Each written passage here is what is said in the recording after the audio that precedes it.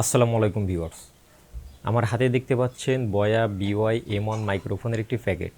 তো এর ভিতরে থাকা মাইক্রোফোনটি আপনি আপনার ল্যাপটপ অথবা ডেস্কটপে কিভাবে ইনস্টলেশন করবেন বা কিভাবে সেটআপমেন্ট করবেন সেটি কিন্তু আমি আজকের এই ভিডিওতে দেখিয়ে দিব।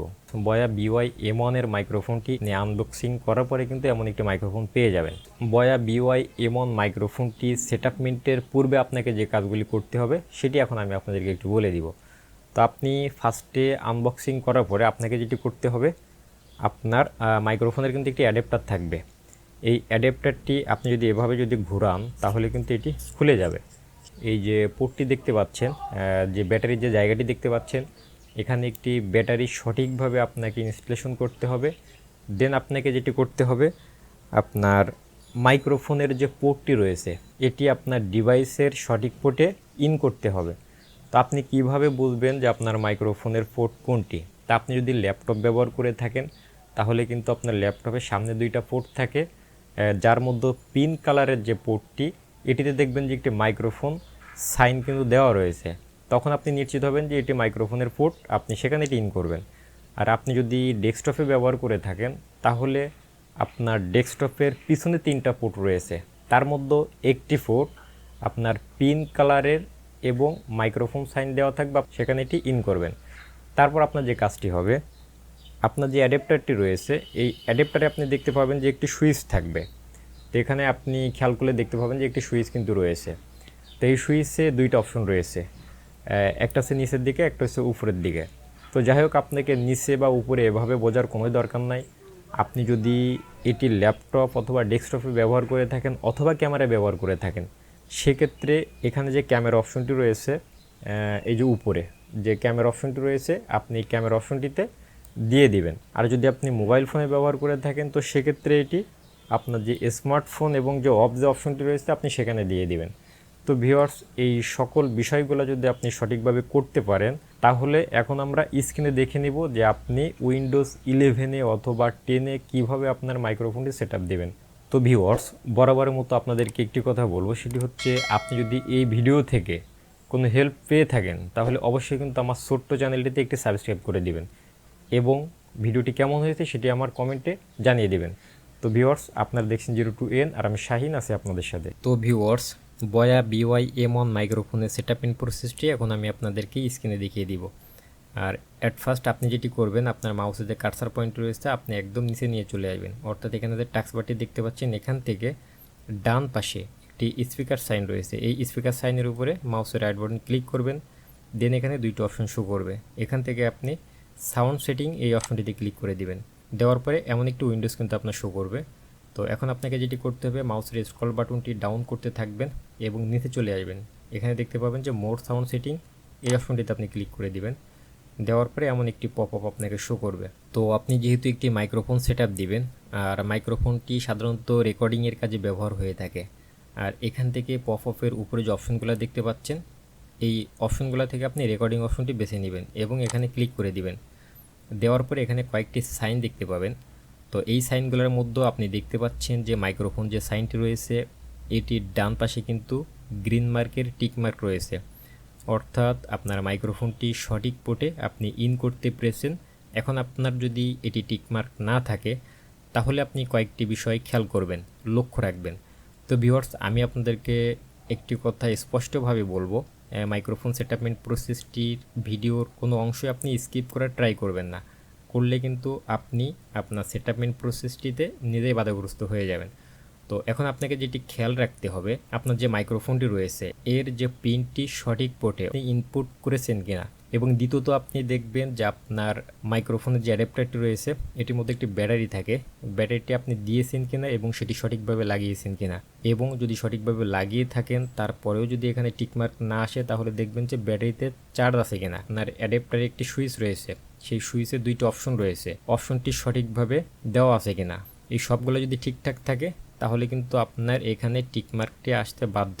তো যখন টিকমার্ক আসবে তো আপনি বুঝে নেবেন যে আপনার এটি সঠিকভাবে ইনপুট হয়েছে এবং আপনি ভয়েস দিতে থাকবেন। আর ভয়েস দিতে থাকলে আপনি দেখবেন এখানে যে ভলিউমটি রয়েছে এখানে কিন্তু আপ ডাউন করবে, আপনার ভয়েসটি আপ ডাউন করবে। তো এই সবগুলা আলামত যদি ঠিক থাকে তাহলে আপনি মনে করবেন যে আপনি এই পর্যন্ত সঠিক রয়েছেন। দেন আপনাকে যেটি করতে হবে, এটির উপরে ক্লিক দিতে হবে। আপনি ক্লিক না দিলে এখানে যে কনফিগার অপশনটি রয়েছে এটি কিন্তু অ্যাক্টিভ হবে না। তো আপনি দেখুন আমি এখানে ক্লিক দেওয়া মাত্র এটি কিন্তু অ্যাক্টিভ হয়ে যাবে।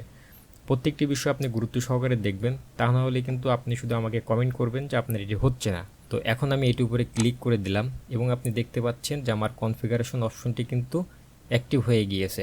এখন এটির উপরে আমি ক্লিক দিয়ে দিব। দেওয়ার পরে এমন একটু উইন্ডো শো করবে। তো এখান থেকে আমরা দ্বিতীয় যে অপশনটি রয়েছে সেট আপ মাইক্রোফোন, এটিতে ক্লিক দিয়ে দিব। দেওয়ার পরে এমন আরেকটি পপ আপ শো করবে। তো যেহেতু আমরা বয়া মাইক্রোফোনটি ইনস্টল করব, অর্থাৎ সেটআপমেন্ট করব, এবং বয়া রিলেটেড যে মাইক্রোফোনগুলো রয়েছে সেগুলোর ক্ষেত্রেও কিন্তু আপনার এই অপশনটি টিকমার্ক করতে হবে, হেডসেট মাইক্রোফোন। তো এটিতে আপনি টিকমার্ক করে এখান থেকে নেক্সট দিয়ে দিবেন, পুনরায় আবারও নেক্সট দিয়ে দিবেন।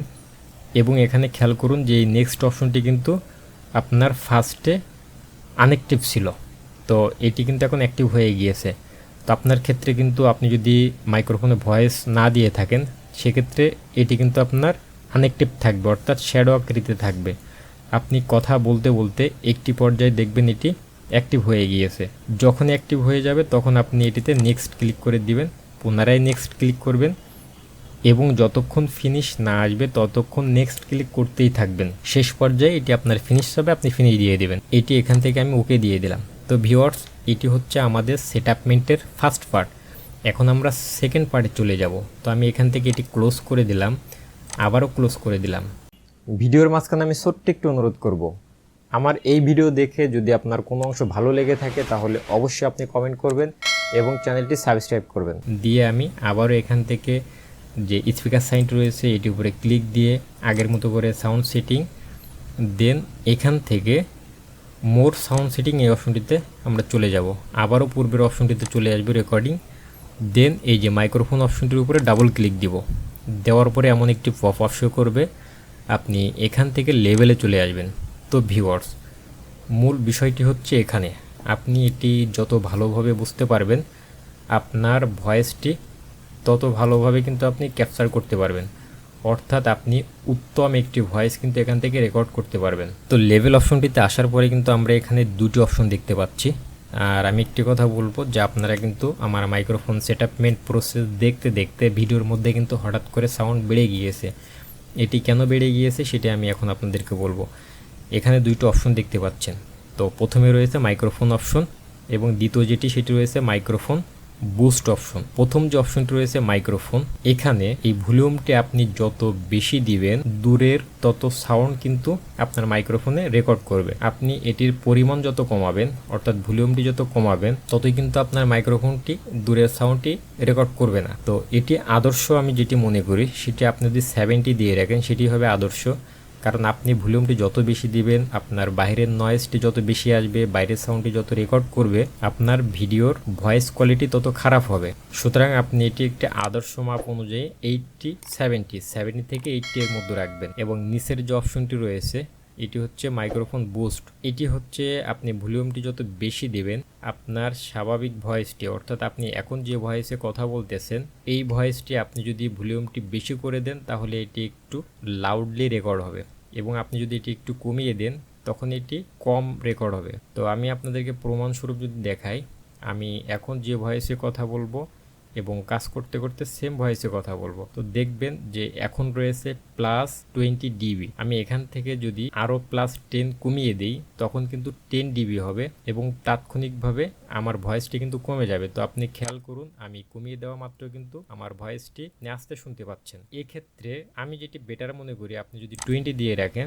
তো এটি হবে বেস্ট, এবং উপরে যেটি রয়েছে আপনি এটি 70 থেকে 80-র মধ্যে দিবেন। তো ভিউয়ার্স, এখন এটি আমি এখান থেকে ওকে দিয়ে দিব, এবং এটি ক্লোজ করে দিব। তো আমার এটি কিন্তু প্রপারলিভাবে মাইক্রোফোনটি সেট আপ হয়ে গিয়েছে। তো আপনারও অলরেডি সেট আপ হয়ে গেছে। আমি আশা করব আপনি যে মাইক্রোফোনেই রেকর্ড করেন না কেন আপনার কিন্তু কিছু পরিমাণ নয়েজ থাকে।